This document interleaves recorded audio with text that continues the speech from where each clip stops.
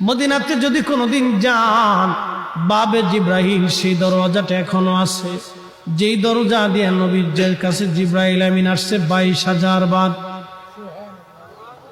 দাহিয়াতুল কালবির সুরত নিয়ে নবীজির কাছে আসতেন। হযরত জিব্রাইল আমিন এসে সালাম দিয়ে বসে গেলেন, মানবের বেশে জিব্রাইল বসে গেলেন।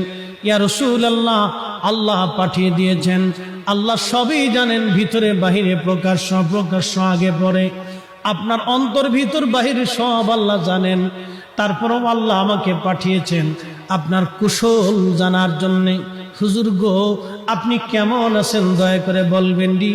আল্লাহ নবী ডাক দিলেন, জিব্রাইল হে, আমি অসুস্থ আছি, আমার কাছে ভালো লাগে না। আল্লাহর জিব্রাইল চলে গেলেন।